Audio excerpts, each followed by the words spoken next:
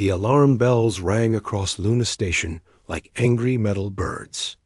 Commander Jake Morrison ran through the metal hallways, his boots making loud sounds on the floor. Something big was happening. The lights flashed red and white, telling everyone that danger was coming. Jake reached the main control room, where dozens of people worked at glowing screens. Lieutenant Colonel Amy Bennett stood near the biggest screen, her face looking worried. She turned when Jake came in. "Commander, we're getting a message from deep space," Amy said. "It's from the Galactic Council. They say it's urgent." Jake had heard about the Galactic Council before. They were a group of alien races that controlled most of the galaxy. Earth had only joined them 5 years ago. Most of the time, the Council ignored humans because they thought Earth people were too young and simple. "Put it on the main screen," Jake ordered. The screen flickered and showed the face of an alien. It had blue skin covered in small scales and large yellow eyes. Jake recognized it as Klex 7, one of the Council ambassadors. But something was wrong. The alien looked scared, and its voice shook when it spoke. "People of Earth," Klex 7 said, "the Galactic Council needs your help. A great enemy has returned from the dark space between stars. They call themselves the Void Swarm." Amy looked at Jake with surprise. The Council had never asked Earth for help before. They usually told humans to stay out of important business. Klex 7 continued talking. "The Void Swarm eats entire worlds. Their ships are like living monsters that grow stronger after each battle. They have already destroyed 12 star systems. Our greatest warriors cannot stop them." The alien's image shook as if the ship was being attacked. The Andromedans tried to fight them with their crystal weapons. The Centauri Federation used their energy shields. Even the mighty Rigel Empire sent their best soldiers. All of them failed or ran away. Jake felt cold inside his chest. If the most powerful races in the galaxy could not win, what chance did humans have? "We know Earth does not have the strongest weapons or the fastest ships," Klex 7 said. "But humans think differently than we do. Maybe that difference can help us find a way to win." The message ended, and the screen went dark. The control room became very quiet. Everyone looked at Jake, waiting for him to say something. "Get me a connection to Earth," Jake told the communications officer. "I need to talk to President Carter right away." 20 minutes later, Jake was talking to the most powerful person on Earth. President Lisa Carter sat in her office in Washington, surrounded by her top advisors. General Ryan Tucker looked angry, and Admiral Claire Hudson seemed worried. "Commander Morrison," President Carter said, "tell me what you think about this situation." Jake took a deep breath. "Ma'am, the Council is desperate. They wouldn't ask for our help unless they had no other choice. But I don't understand why they think we can do something that more advanced races cannot do." General Tucker leaned forward. "This is crazy talk. We barely have enough ships to protect our own solar system. How can we fight an enemy that destroyed the Rigel Empire?" Admiral Hudson nodded. "Our technology is hundreds of years behind the other Council races. We would be sending our people to die for nothing." But President Carter looked thoughtful. She studied the data that Klex 7 had sent with his message. "Maybe that's exactly why they need us," she said slowly. "What do you mean?" Jake asked. "Look at this information," Carter said, pointing to her screen. "Every race that fought the Void Swarm used the same kind of tactics. Big ships, powerful weapons, organized formations. They all tried to outmuscle the enemy." She stood up and walked to the window. "But what if the enemy expects that kind of fighting? What if they have learned to defend against traditional warfare?" Jake began to understand. "You think they need US because we fight differently?" "Humans have always been good at finding new ways to solve old problems," Carter said. "When we cannot win with strength, we use speed. When we cannot use speed, we use tricks. Maybe that is what the galaxy needs. Right now, General Tucker shook his head. Even if that's true, we don't have enough ships or soldiers to make a difference. We don't need to send everything, Admiral Hudson said, starting to warm up to the idea. We could send a small force to work with the Council fleets. If our different approach works, great. If not, we haven't lost much. President Carter made her decision. Commander Morrison, I want you to take a fleet to help the Council. Choose your best people and your fastest ships. Show the galaxy what humans can do. 3 hours later, Jake stood on the bridge of the UEC Defiance, watching Earth get smaller through the windows.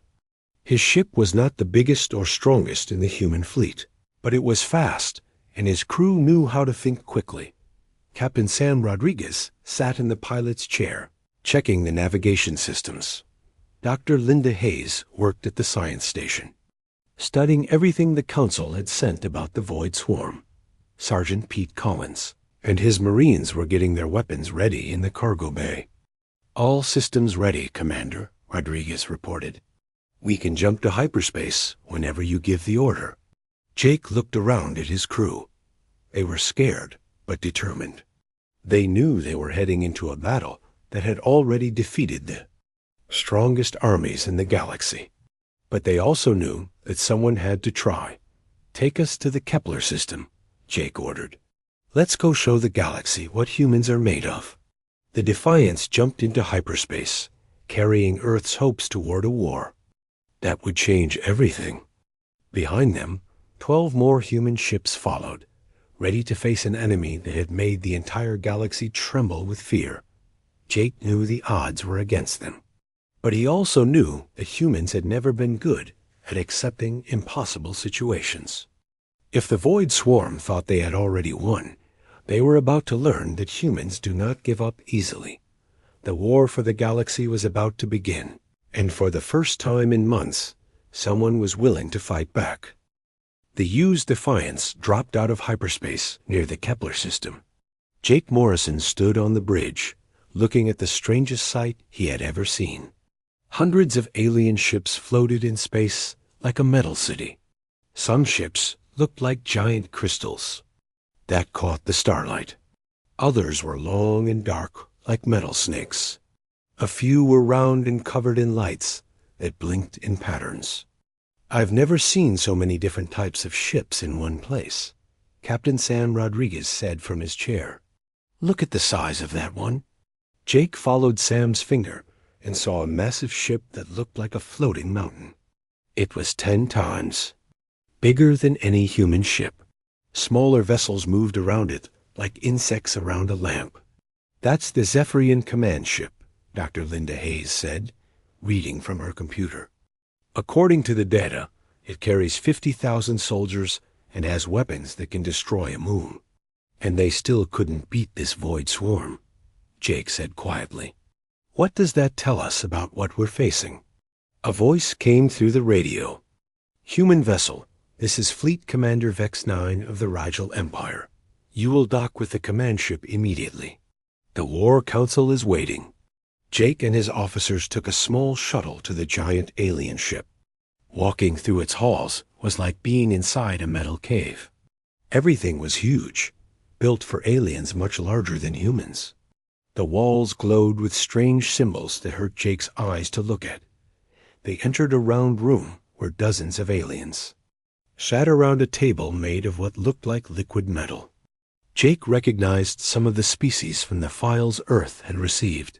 The blue-scaled Zephyrians sat next to tall, thin beings made of living crystal. Across from them were the Rigel soldiers, who looked like walking suits of armor. High Commander. Vex 9 was bigger than the other Rigel warriors.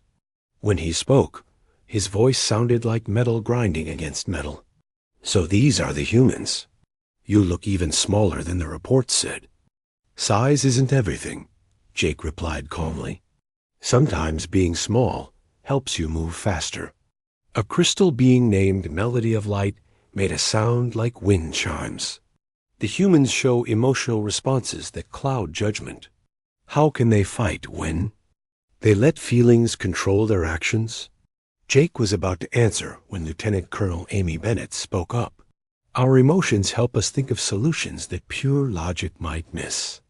They make us willing to take risks when the safe choice leads to failure. Vex 9 pointed to a holographic display above the table. It showed the movements of the Void Swarm across the galaxy. We have tried every battle strategy known to civilized warfare, he said. Superior firepower, defensive formations, coordinated attacks. Nothing works. The enemy adapts to everything we do. Jake studied the display. The Void Swarm moved in patterns that reminded him of something, but he couldn't figure out what. How do they communicate with each other? He asked. Unknown, replied a Zephyrian scientist. They seem to act as one mind controlling millions of bodies. When we destroy one ship, the others immediately change their tactics to defend against the same attack. That's their strength, Dr. Hayes said, but it might also be their weakness. All the aliens turned to look at her. Melody of Light's crystal body flashed with different colors. Explain this human theory. If they all think the same way, they might have trouble dealing with completely random actions, Hayes explained. They expect logical military responses. What if we did something that made no sense? The alien commanders looked confused. Vex 9's armor made clicking sounds as he moved. Warfare must follow logical patterns. Chaos leads to defeat. Not always, Jake said. Sometimes chaos is exactly what you need. Before anyone could argue more, alarms started ringing throughout the ship. A Zephyrian officer ran into the room. Void Swarm scouts approaching. 3 ships moving fast. Everyone rushed to the observation deck. Through the clear metal windows, Jake could see 3 dark shapes moving toward the fleet. They didn't look like normal spaceships.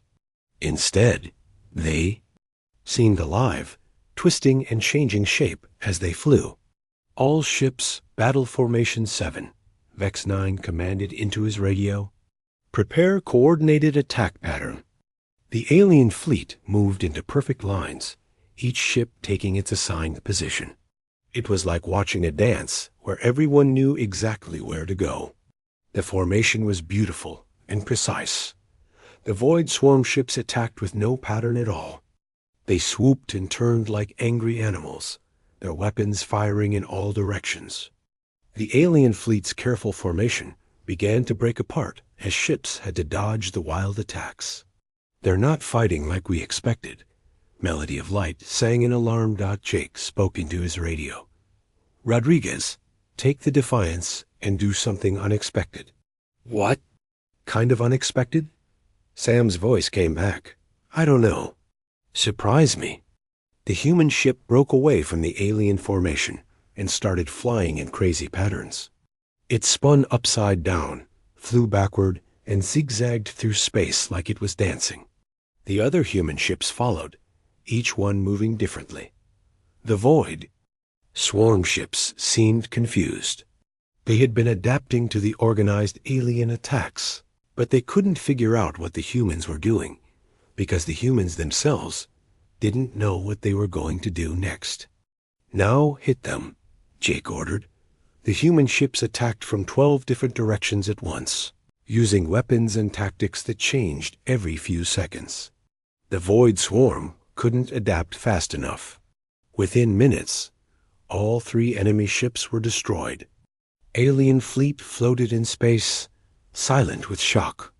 They had been fighting these enemies for months without a single victory. The humans had won their first battle in less than 10 minutes. How did you do that? Vex 9 asked, his metal voice full of confusion. We didn't plan it, Jake answered. Honestly, we just reacted to what was happening and trusted our people to make good choices. Amy smiled at the alien commanders. You see, we humans are not very good at following detailed plans, but we're excellent at making new plans when the old ones stop working. Dr. Hayes looked at the data from the battle. The Void Swarm ships tried to adapt to our attacks, but we changed tactics faster than they could adjust. It's like they're very smart, but can only think in one way at a time. Melody of Light flashed bright colors. This human approach violates all known principles of military science. Maybe that's why it works, Jake said. If your enemy expects you to follow the rules, sometimes the best thing to do is break them. For the first time in months, some of the alien commanders looked hopeful. Maybe these small, strange humans had found something that all their technology and power could not provide. Maybe chaos was exactly what the galaxy needed, thought Sergeant Pete Collins, and his Marines were already making friends with alien soldiers in the ship's common areas. The humans were teaching card games to crystal beings and sharing stories with metal. Warriors. Wherever humans went, they seemed to make things more interesting and less predictable. The war was far from over, but something had changed. The galaxy's most desperate hour had brought forth its most unlikely heroes. Word about the human victory spread through the galactic fleet like fire. Alien commanders who had barely noticed humans before were now asking questions. Some wanted to learn about human tactics. Others thought it was just luck. But everyone was talking about the strange little species that had done what no one else could do. Jake Morrison found himself busier than ever. Every day brought new meetings with alien officers who wanted to understand how humans fought. He tried to explain, but it was not easy to put human thinking into words that aliens could understand. We do not follow one plan from start to finish, Jake told a group of Centauri generals. Their four arms moved nervously as they listened. We make a plan, but we change it when we need to. We trust our people to think for themselves. The Centauri generals looked confused. One of them spoke with a voice like singing birds. But how do you coordinate attacks if everyone thinks differently? Lieutenant Colonel Amy Bennett stepped forward. We share the goal, not the method. Everyone knows what we want to achieve. How they achieve it is up to them. This idea seemed to worry the alien commanders. They were used to precise orders and detailed plans. The thought of soldiers making their own decisions seemed dangerous to them. Meanwhile, Captain Sam Rodriguez was teaching alien pilots new ways to fly. The training sessions took place in the simulation rooms of the command ship. Pilots from different worlds practiced flying in patterns that their instructors would have called insane just weeks before. Stop thinking about the right way to fly, Rodriguez told a nervous Andromedian pilot. The crystal being's body flickered with uncertain colors. There is no right way. There is only the way that works right now. A Rigel pilot named Ironclaw made grinding sounds of laughter. My people have flown the same formations for 1,000 years. But yesterday, I flew upside down and backward, and it felt wonderful. The real test came when long-range sensors detected trouble at Harvest Prime. The agricultural world grew food for dozens of star systems. If it fell to the Void Swarm, billions of people across the galaxy would go hungry. 47 enemy ships heading for the planet, reported Dr. Linda Hayes. From her science station, they will arrive in 6 hours. Jake studied the tactical display. The human fleet had only 13 ships, but they would be joined by alien vessels that had been practicing human-style tactics. It would be the first real test of whether other species could learn to fight like humans. We split into small groups, Jake announced to the assembled commanders. Each group attacks differently. No two groups use the same tactics. We want to confuse them so much they cannot adapt to all of us at once. High Commander Vex 9 made worried metal sounds. This violates every principle of coordinated warfare. Small groups cannot achieve the firepower of massed formations. Firepower is not everything, Amy replied. Sometimes confusion is better than force. The fleet split up and jumped to hyperspace. Jake's group arrived at Harvest Prime first and immediately headed for the planet's surface. Sergeant Pete Collins and his Marines had volunteered for ground duty, protecting the evacuation sites where millions of alien civilians waited for rescue ships. Collins had never fought alongside alien soldiers before, but now he commanded a mixed squad of warriors from 6 different species. There were tall blue Zephyrians with scaled skin, 4-armed Centauri guards, small furry Kepler engineers, and even 2 crystal Andromedians who could survive in space without protection. "Listen up, everyone," Collins told his strange squad. "The enemy is coming, and they are nastier than anything in your worst nightmares. But we have something they do not have. We have each other." A Centauri soldier named Quickstrike raised one of his 4 hands. "Sergeant Collins, our energy weapons are designed to stop any known enemy. Surely they will work against these creatures." Collins shook his head. "The Void Swarm adapts to energy weapons within minutes. That is why the big fleets keep losing. But I brought some old-fashioned surprises that might work better." He opened several containers filled with weapons that looked ancient compared to alien technology. There were explosive rockets, guns that fired metal bullets, flamethrowers, and even some swords and axes from Earth's military museums. "These weapons are primitive," said an Andromedian crystal, being named Bright Song. "How can crude metal projectiles succeed where energy beams fail?" "Because the enemy has never seen them before," Collins explained. "They adapt to what they know. They do not know how to adapt to things they have never encountered." The Void Swarm ground forces landed 2 hours later. Collins watched through his binoculars as the enemy creatures emerged from their ships. They looked like nightmare combinations of machine and living tissue. Metal claws grew from organic arms. Electronic eyes sat in heads covered with scales and fur. They moved like predators, but thought like computers. "Remember the plan," Collins spoke into his radio. "Hit them with energy weapons first. When they adapt, switch to kinetics. When they adapt to that, use fire. Keep changing until we run out of ideas, then start making up new ones." The first wave of attacks went exactly as Collins expected. The alien soldiers fired their energy weapons, and the Void Swarm creatures stumbled and fell. But within 5 minutes, the enemy began to grow new armor that deflected the energy beams. "Switch to kinetics," Collins ordered. His Marines opened fire with old-fashioned guns, while the alien soldiers watched in amazement. Metal bullets tore through the energy-resistant armor like it was made of paper. The Void Swarm creatures fell again, confused by this primitive but effective attack. But the enemy adapted quickly. New armor began to grow, this time designed to stop solid projectiles. Collins watched the change happen and smiled. "Now we use fire." Flamethrowers and incendiary grenades lit up the battlefield. The Void Swarm creatures had not expected chemical attacks. Their new armor protected against bullets, but burned like dry wood when touched by flame. Quickstrike watched a burning enemy creature try to put itself out and fail. "These crude weapons are more effective than our advanced technology. How is this possible?" "Sometimes old and simple beats new and complicated," Collins replied while reloading his rocket launcher. The enemy spent so much time preparing for fancy attacks that they forgot about basic ones. Above them, the space battle was going even better.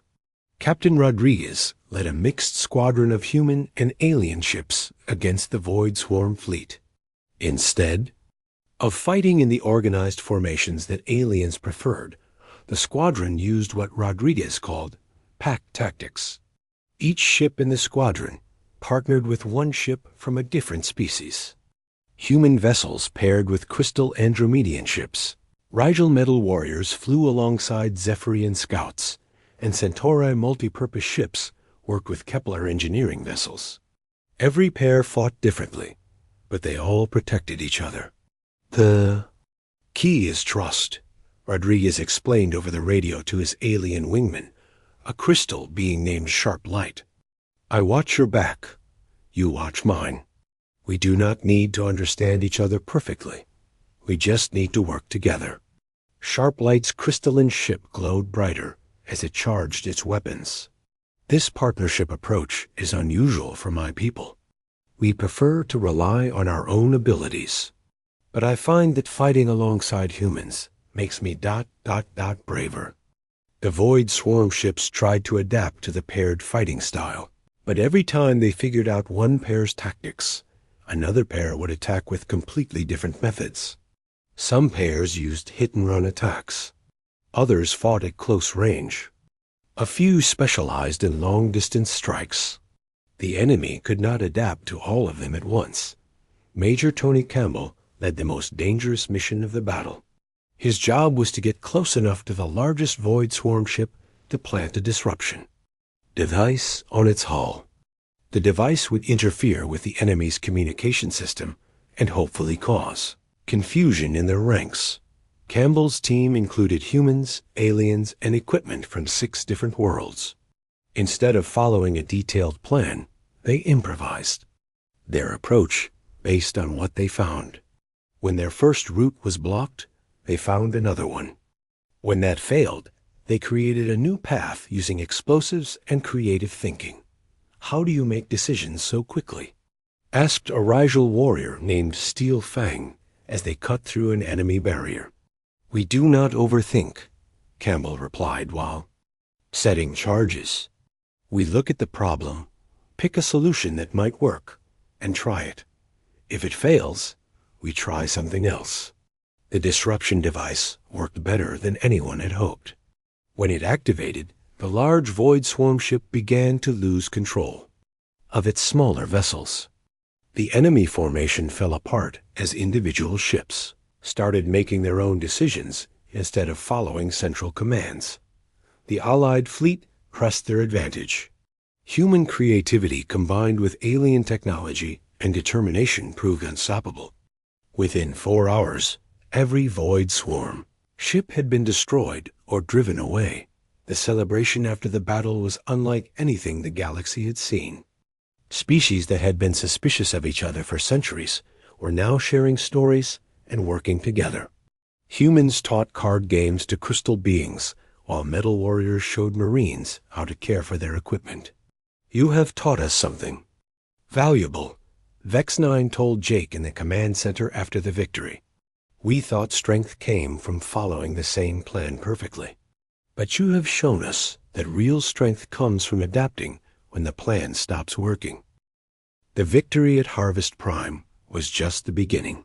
3 weeks later, long-range sensors picked up the largest Void Swarm fleet anyone had ever seen.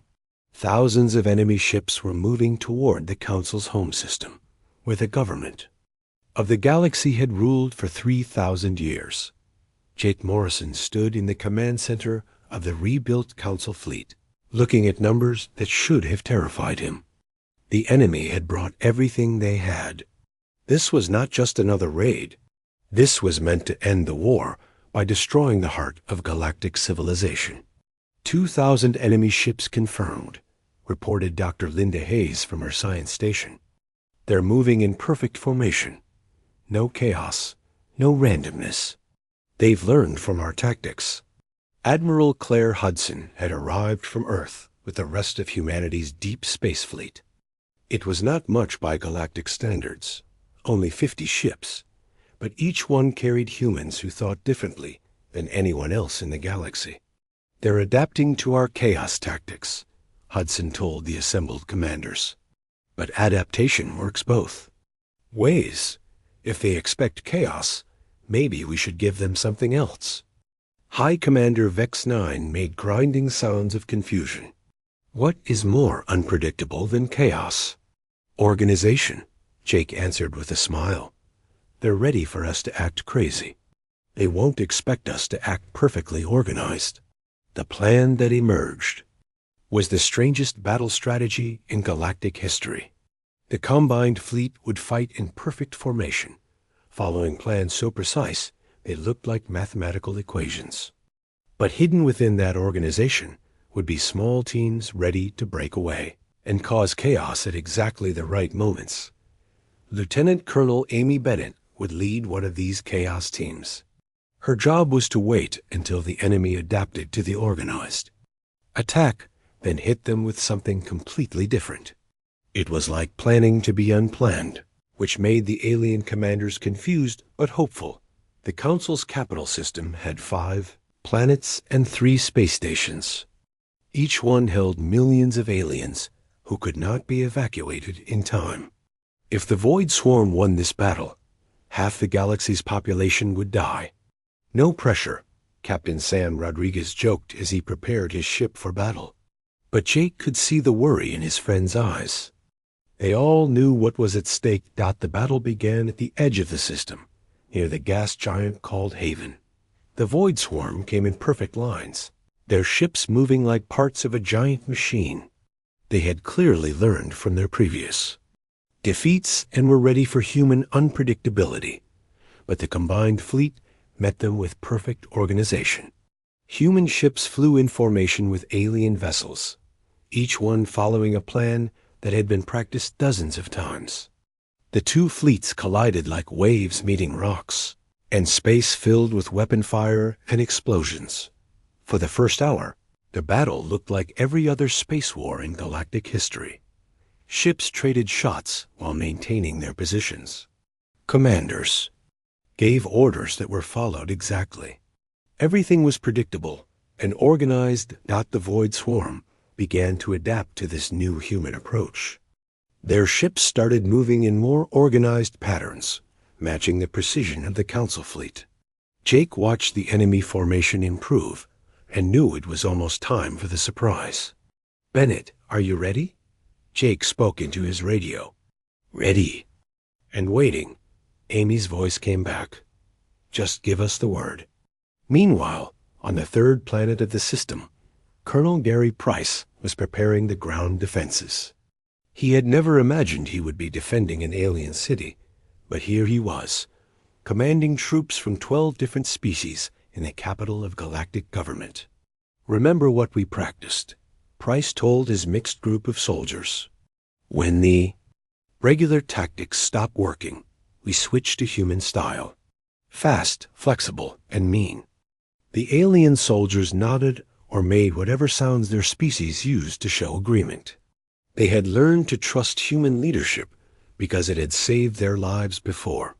The space battle turned when the Void Swarm made their mistake. Confident that they had adapted to human tactics, they began to press forward in tight formations. That was when Jake gave the signal he had been waiting for. "All Chaos teams, break formation now." Amy Bennett's ship and 11 others suddenly broke away from the organized fleet and started flying in completely random patterns. At the same time, the main fleet began switching between organized and chaotic movements every few minutes. The Void Swarm found themselves facing an enemy that was both predictable and unpredictable at the same time. "They can't adapt fast enough," Dr. Hayes reported with excitement. "Their coordination system is overloading trying to match our changes." But the Void Swarm had one more surprise. The largest enemy ships began to split apart, becoming dozens of smaller vessels that could adapt independently. Suddenly, the Council fleet was facing not 2,000 enemies, but 20,000. "New plan," Jake announced over the radio. "Everyone, pick a partner from a different species and watch each other's backs. No formations, no organization, just teamwork." What happened next had never been seen before in galactic warfare. Human ships partnered with alien vessels, creating thousands of tiny 2-ship teams that fought together but independently. Each team used different tactics, different weapons, and different strategies. The Void Swarm's adaptation system completely broke down. They could not process 20,000 different fighting styles at the same time. Enemy ships began to collide with each other as their coordination failed. On the ground, Colonel Price's mixed forces were fighting the strangest battle of their lives. Void Swarm creatures had landed in the capital city, and the defenders were, using everything from advanced energy weapons to ancient swords and clubs. "Use whatever works," Price shouted over the noise of battle. "If it stops working, try something else." A Centauri soldier named Fourblade was fighting back-to-back with Sergeant Pete Collins. Fourblade used his 4 arms to wield energy swords, while Collins used an old-fashioned shotgun. They covered each other's weaknesses and combined their strengths. "Your human weapons are primitive but effective," Fourblade said while slicing through an enemy creature. "Your energy swords are fancy but useful," Collins replied while reloading his gun. "We make a good team." All across the city, similar partnerships were forming. Crystal beings provided energy shields for human marines. Rigel warriors shared their armor with alien civilians. Gas cloud creatures used their ability to change shape to confuse the enemy, while solid beings attacked from hiding. The turning point came when Major Tony Campbell discovered something important about the Void Swarm's Central Command ship. Dr. Hayes had been right about their coordination system. It was not just advanced technology. It was a living brain that connected all the enemy forces. "If we can disrupt that brain," Campbell reported, "the whole swarm should lose coordination permanently."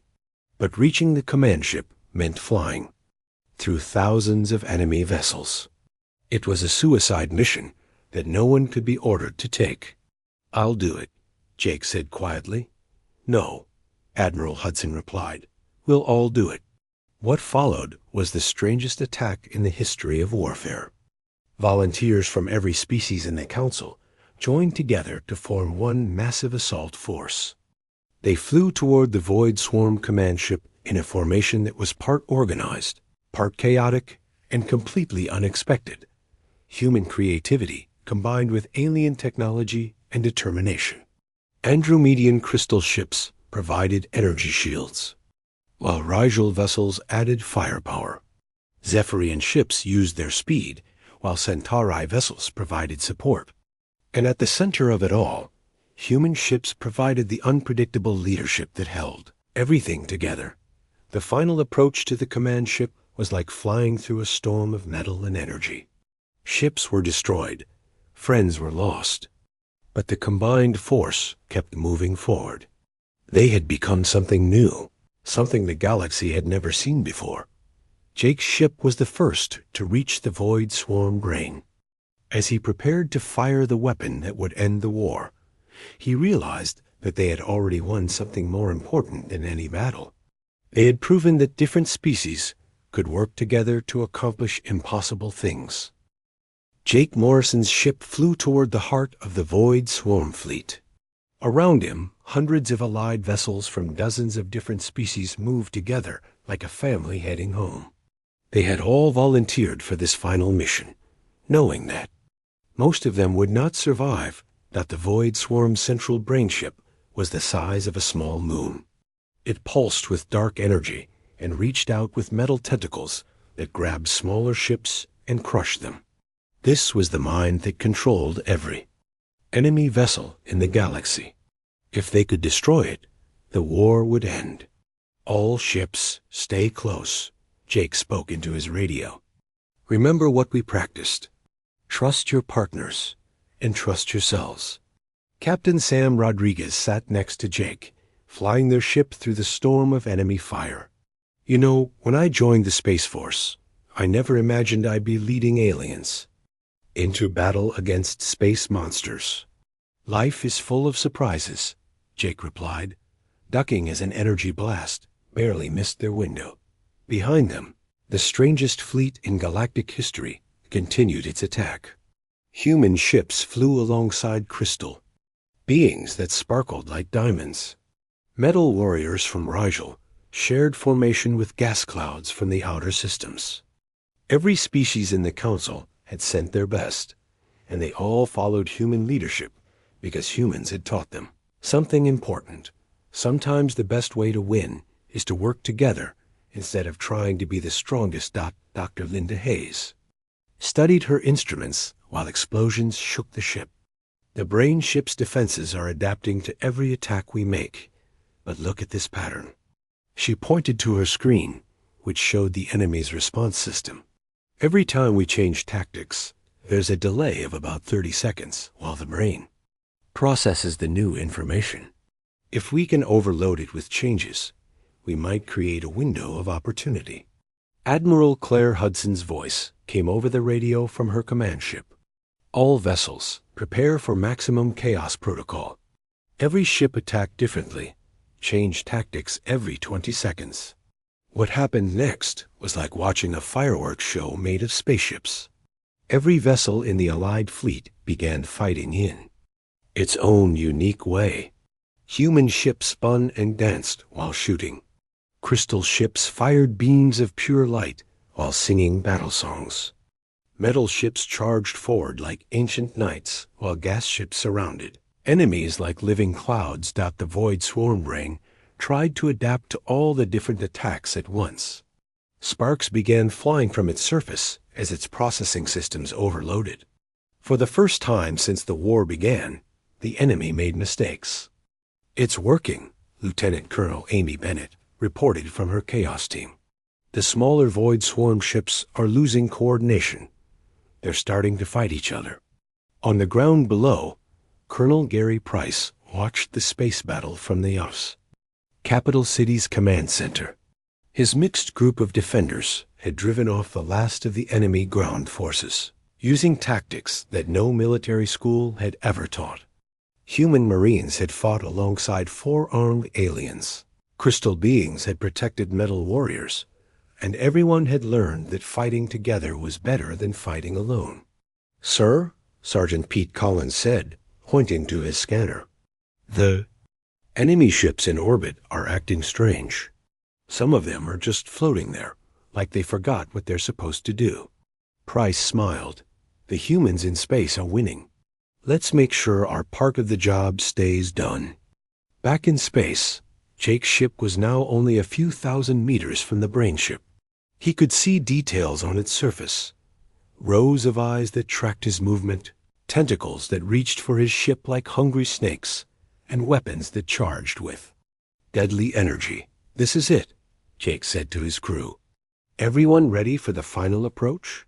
"Ready as we'll ever be," Rodriguez replied. But as they flew closer, Jake realized something that changed everything. The brain ship was not just a weapon or a computer. It was alive, and it was afraid. The Void Swarm was not a conquering army. It was a species trying to survive, eating worlds, because that was the only way it knew how to live. "Hayes, are you seeing this?" Jake asked. Dr. Hayes looked at her readings with surprise. "The brain is sending out distress signals. It's not trying to conquer the galaxy. It's starving." Jake made a decision that would have seemed impossible at the start of the war. Instead of attacking the brain ship, he opened a communication channel. "Void Swarm Central Mind, this is Commander Jake Morrison of Earth. We want to talk." The response came as images and feelings instead of words. The brain showed them pictures of its home galaxy, dead and empty after its star went out. It showed the Void Swarm's long journey through dark space, hungry and desperate. It showed them what it was like to eat worlds, because you had no choice. "They're refugees," Jake said with wonder. "They're not invaders. They're refugees who don't know any other way to survive." Admiral Hudson's voice came over the radio. "Morrison, what are you doing? That thing has killed billions of people." "Because it doesn't know there's another way," Jake replied. "But we can teach it."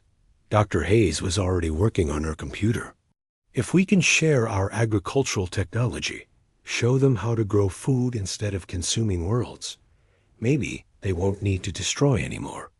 The idea was crazy, which made it perfectly human. Instead of destroying their enemy, they would try to save it. Instead of ending the war with violence, they would end it with understanding. The brain ship stopped attacking. Across the galaxy, Void Swarm forces went still as their central mind processed this new information. The idea of growing food instead of taking it was completely foreign to them, but they were desperate enough to try anything. Major Tony Campbell led a team of volunteers onto the brain ship. They included human scientists, Andromedian technicians, and experts from a dozen other species. Working together, they began to teach the Void Swarm new ways to survive. It took 3 days of constant work, but slowly the brain began to understand. The Void Swarm could learn to farm instead of hunt. They could create instead of destroy. They could live without killing entire worlds. When the understanding was complete, something miraculous happened. The Void Swarm ships began to change. Their weapons turned into tools for building. Their armor became shells for growing plants. Their hunger for destruction became a desire to create. The war was over, but not in the way anyone had expected. There was no final battle, no moment of victory. Instead, there was a moment of understanding that changed everything. Jake stood on the bridge of his ship, watching former enemy vessels working alongside council ships to build new habitats where the Void Swarm could live and grow food. Human creativity had found a solution that pure military force never could have achieved. You know what the strangest part is? Rodriguez said, watching a Void Swarm ship carefully plant seeds on a dead moon. What's that? Jake asked. They're actually pretty good at farming once you show them how. 3 months later, Jake attended the ceremony where the Galactic Council was reformed. Earth was given a permanent seat, not because humans had the best weapons or the fastest ships, but because they had proven something important. Sometimes the best way to defeat an enemy is to turn them into a friend. President Lisa Carter spoke to the assembled delegates from her place at the council table. Humans have learned something in our short history. Every problem has more than one solution. Every enemy was once just someone who needed help but didn't know how to ask for it. The galaxy was at peace, but more than that, it was united in a way it had never been before. Species that had barely spoken to each other were now working together on projects that helped everyone. The Void Swarm had become the galaxy's best farmers, growing food for worlds that had never known hunger. And at the center of it all were the humans, still small and simple compared to the great civilizations around them, but always ready to try something new when the old ways stopped working. They had saved the galaxy not by being the strongest or the smartest, but by being the most willing to believe that impossible was just another word for something nobody had figured out yet.